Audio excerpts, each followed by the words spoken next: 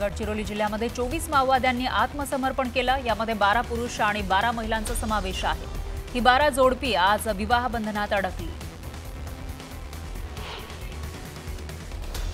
JCB विक्री फसवणूक प्रकरणामध्ये शशांकच्या मित्राला बेड्या ठोकण्यात आल्या। एजंटशी मध्यस्थी करणं शशांकचा मित्र प्रणय साठेला भोवलं। या प्रकरणी शशांक हगवणे, लता हगवणेला आणि प्रणय साठेला 1 दिवसाची पोलीस कोठडी सुनावण्यात आली। पुण्यातील वैष्णवी हगवणे मृत्यू प्रकरणी अडचणीत सापडलेले वरिष्ठ पोलीस अधिकारी जालिंदर सुपेकर यांचा आणखी एक कारनामा समोर आलाय। जालिंदर सुपेकर यांच्या विरोधात आंदोलन केल्यामुळे खोट्या गुन्ह्यात अडकवल्याचा आरोप जळगावातील माहिती अधिकार कार्यकर्ते दीपक कुमार गुप्ता आणि ज्येष्ठ शिवसैनिक गजानन मालपुरे यांनी केला। जिल्हा परिषदेच्या महिला बाल कल्याण विभागाने केलेल्या अंगणवाडी सेविका आणि मदतनीस भरती प्रक्रियेमध्ये नियुक्तीचे आदेश देण्यासाठी 40,000 रुपये घेतल्याचा आरोप आमशा यांनी केलाय। तर खोटी कागदपत्र बनवून घेतल्याचा संशय व्यक्त करत चौकशीची मागणीही करण्यात आली। गडचिरोली पोलीस मुख्यालयाच्या मैदानावर विविध वाहनांचा लोकार्पण सोहळा मुख्यमंत्री फडणवीस यांच्या हस्ते पार पडला। पोलीस विभागाला आवश्यक असलेल्या वाहनांसह महत्त्वाच्या रुग्णवाहिकांचाही यामध्ये समावेश आहे। बीड जिल्ह्यामध्ये 3 वर्षांपासून रखडलेल्या 17 सिंचन प्रकल्पांची मान्यता रद्द झाली आहे। प्रशासकीय मान्यतेसह निधी मंजूर होऊन सुद्धा 3 वर्षांमध्ये प्रकल्पाचं काम सुरू झालं नाही। त्यामुळे जलसंपदा विभागाने या प्रकल्पाची मान्यता रद्द केली।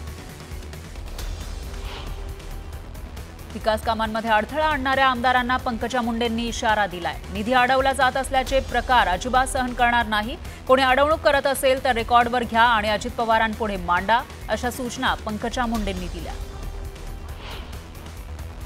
कोल्हापुरात सतेज पाटील गटाचे महापालिकेतील गटनेते शारंगधर देशमुख यांनी शिवसेनेत प्रवेश केला। विधानसभा निवडणुकीमध्ये तिकीट डावलल्यामुळे देशमुख नाराज होते।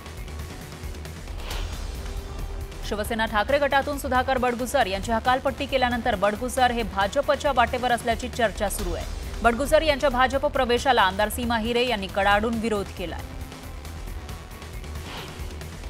आगामी महानगरपालिका निवडणुकीच्या पार्श्वभूमीवर शिवसेना पक्षात मोर्चे बांधणी सुरू झाली आहे। अहिल्यानगरमध्ये जिल्ह्यातील पदाधिकारी आणि कार्यकर्त्यांचा एकत्रित जिल्हास्तरीय मेळावा 7 जूनला होणार आहे। मुख्यमंत्री फडणवीस यांच्या आदेशाने अनुसूचित जमातीसाठी स्वतंत्र आयोगाची स्थापना करण्यात आली। या आयोगामुळे आदिवासींच्या विविध प्रश्नांना आता स्वतंत्र व्यासपीठ मिळणार आहे। नंदुरबारचे खासदार गोवाल पाडवी यांनी वैद्यकीय महाविद्यालयाच्या अखत्यारीत असणाऱ्या जिल्हा सामान्य रुग्णालयांना अचानकपणे भेट दिली। यावेळी सुविधांबाबत पाहणी करत सुविधांचा अभाव असल्याने गोवाल पाडवी यांनी नाराजी व्यक्त केली। महाराष्ट्राच्या मनात जे आहे तेच होईल असं उद्धव ठाकरेंनी म्हटलंय। तसंच एवढंच नाही तर आम्ही संदेश नाही तर थेट बातम्याच देऊ असंही उद्धव ठाकरे म्हणाले। ठाकरेंच्या या विधानामुळे ठाकरे युतीसाठी सकारात्मक असल्याची चर्चा आहे। काँग्रेस हात सोडणार असाल तरच टाळी देणार अशी अट राज ठाकरेंनी शिवसेना युबीटीला घातल्याची माहिती न्यूज 18 लोकमतला सूत्रांनी दिली आहे। मनसे युबीटी युतीबाबतच्या चर्चांना वेग आला आहे अशातच संजय राऊतांनी मोठा दावा केलाय। राज ठाकरे आणि उद्धव ठाकरेंचा फोनवरून संवाद झाला असेलही असं राऊत म्हणाले। तर मनसे युबीटी युतीबाबत नेते सकारात्मक आहेत, त्यामुळे कार्यकर्त्यांचं मनोबल वाढलंय असंही ते म्हणाले। इतके दिवस राज ठाकरेंच्या निवासस्थानाला कॅफे बोलणारे संजय राऊत यांनी आज चक्क घुमजाव केलं। शिवाजी पार्कमध्ये कॅफे नाही तर ते आमच्यासाठी घर आहे। राज ठाकरेंचं घर आमच्यासाठी दुसरं घर आहे असं संजय राऊत म्हणाले। तर अमित ठाकरे गोड मुलगा आहे असं म्हणत राऊतांनी अमित ठाकरेंचंही कौतुक केलं। उद्धव ठाकरे मविया सोबत आहेत तर राज ठाकरे उद्धव ठाकरेंसोबत आल्यास तेही महाविकास आघाडीचा भाग म्हणून राहतील असा विश्वास ज्येष्ठ नेते एकनाथ खडसेंनी व्यक्त केला।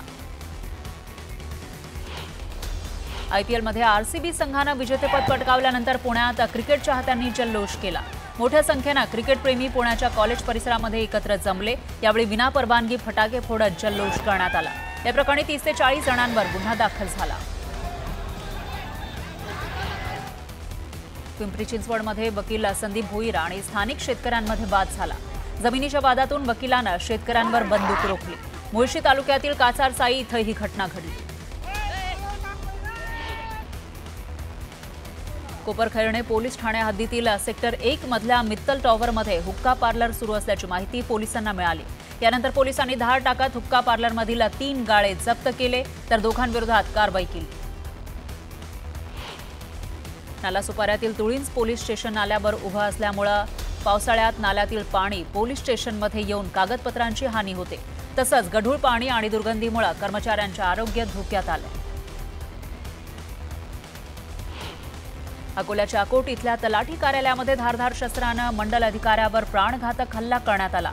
वडिलांनी रजिस्टर बक्षीसपत्र करून शेती दुसऱ्या भावाला दिल्याच्या रागातून बक्षीसपत्र तयार करणाऱ्या अधिकाऱ्यावर हल्ला करण्यात आला। इंदापूर तालुक्यातील लांबजेवाडी गावच्या हद्दीत झालेल्या भीषण अपघातामध्ये एका तरुणाचा मृत्यू झाला। भरधाव कंटेनरच्या धडकेत 23 वर्षीय दुचाकी चालक जागीच ठार झाला। वर्ध्याच्या वायगावात ट्रकचा भीषण अपघात झाला। डाळीची वाहतूक करणारा ट्रक उलटला। या ट्रक खाली 2 दुचाकी दबल्या। याच ठिकाणी रेती वाहून येणाऱ्या ट्रकनं दुचाकींना धडक दिली तर वाढत्या अपघातांमुळे वायगाव चौरस्ता इथं गतिरोधक देण्याची मागणी ग्रामस्थांनी केली आहे। नंदुरबार पोलीस दलानं गेल्या 6 महिन्यामध्ये चोरीला गेलेले 1600 मोबाईल परत केलेले आहेत तर चोरट्यांवर कारवाई करत 106 नागरिकांना मोबाईल परत देण्यात आले। अमरावती शहर गुन्हे शाखेच्या पथकानं सराईत सोनसाखळी चोरट्याला तब्बल 1 वर्षानंतर अटक केली आहे। प्रशांत सुने असं आरोपीचं नाव आहे। त्याची चौकशी सुरू आहे। डिंबे धरण आणि माळीण परिसरामध्ये मुसळधार पाऊस पडला। पावसामुळे माळीणकडे जाणारी वाहतूक बंद करण्यात आली तर 11 गावांचा संपर्क तुटला। शहापूर तालुक्यामध्ये सोसाट्याचा वादळी वारा आणि विजांच्या कडकडाटासह ढगफुटीसारखा पाऊस झाला। 3 दिवसांच्या विश्रांतीनंतर झालेल्या पावसामुळे नदी नाले तुडुंब भरून वाहत आहेत।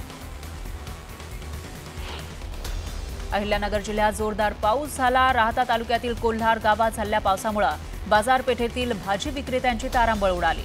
व्यापाऱ्यांचा शेतमाल भिजला त्यामुळे मोठं नुकसान झालं। नंदुरबार तालुक्यातील पूर्व पट्ट्यातील खर्दे, शनी मांडळ, तिलाली, सैताने आणि आखतवाडे या गावांना पावसानं झोडपून काढलं। वादळी वाऱ्यामुळे झालेल्या पावसात वीज पडून शेतकऱ्यांचा मृत्यू झाला। पुण्यातील कोरेगाव पार्क परिसरामध्ये जोरदार पाऊस झाला। अचानक आलेल्या पावसामुळे नागरिकांची मात्र तारांबळ उडाली।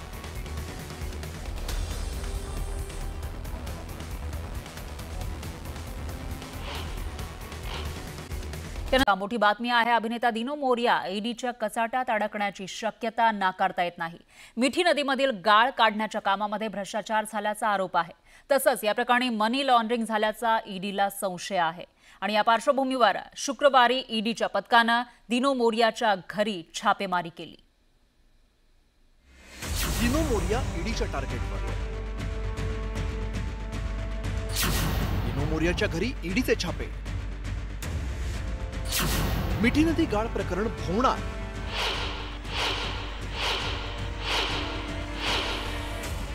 शुक्रवारी भल्या पहाटे ईडीच्या पथकाने बॉलिवूड अभिनेता दिनो मोरियाच्या घरी छापा मारला। मिठी नदी गाळ उपसा प्रकरणी ही छापेमारी करण्यात आली। नुकतेच आर्थिक गुन्हे शाखेने दिनो मोरिया आणि त्याचा भाऊ सॅटिनो याची चौकशी केली होती। आता या प्रकरणामध्ये ईडीची एंट्री झाल्यामुळे प्रकरणाला वेगळं वळण लागण्याची शक्यता वर्तवली जाते। 2017 ते 2021 या काळामध्ये मिठी नदीतून गाळ काढण्यासाठी कंत्राट देण्यात आलं होतं। या कंत्राटामध्ये घोटाळा झाल्याचं पोलिसांच्या प्राथमिक तपासात निष्पन्न झालंय। गाळ काढण्याचं मशीन भाड्याने घेताना आर्थिक गैरव्यवहार केल्याचा आरोप आहे। या प्रकरणी पोलिसांनी 13 जणांविरोधात गुन्हा दाखल केला। या प्रकरणातील मुख्य आरोपी केतन कदमचं दिनो मोरिया आणि त्याच्या भावाशी फोनवरून संभाषण झाल्याचं पोलीस तपासात उघड झालंय आणि म्हणूनच पोलिसांनी या दोघांची चौकशी केली होती। दरम्यान या घोटाळ्यामध्ये 65 कोटींचं मनी लॉन्ड्रिंग झाल्याचा ईडीला संशय आहे। मिठी नदीच्या सफाईचा घोटाळा किंवा नाले सफाईचा घोटाळा हा आजचा नाही आहे। गेले 25 वर्षापासून चालू असलेला घोटाळा आहे।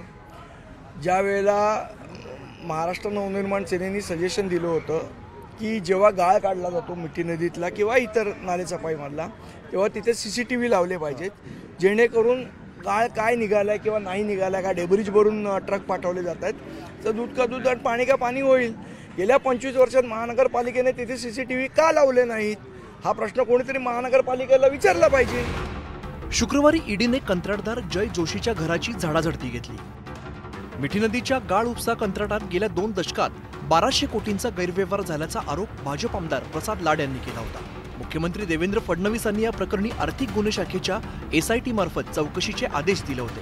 त्यानंतर या प्रकरणाच्या चौकशीला वेग आलाय. उद्याच्याला इन्कम टॅक्स वाले असतील, EOW वाले असतील, ACB वाले असतील, ED वाले असतील, CID वाले असतील, CBI वाले असतील, यांना जो अधिकार दिलेला आहे त्या पद्धतीने होणार ना. जर त्याच्यामध्ये काही चुकीचं घडलेलं असेल तर पुढची ऍक्शन होतील. चुकीचं घडलेलं नसेल तर ते सगळी त्याची तपासणी करतील आणि सोडून देतील. आता या प्रकरणात ईडीची एंट्री झाल्यामुळे प्रकरणाचं गांभीर्य वाढलंय. या पार्श्वभूमीवरती आगामी काळात ईडीकडून अटक सत्र राबवलं जाण्याची शक्यता नाकारता येत नाही. तसंच दिनो मोर्याच्या अडचणी वाढण्याची शक्यता वर्तवली जाते. Bureau report, news 18 Lokmat.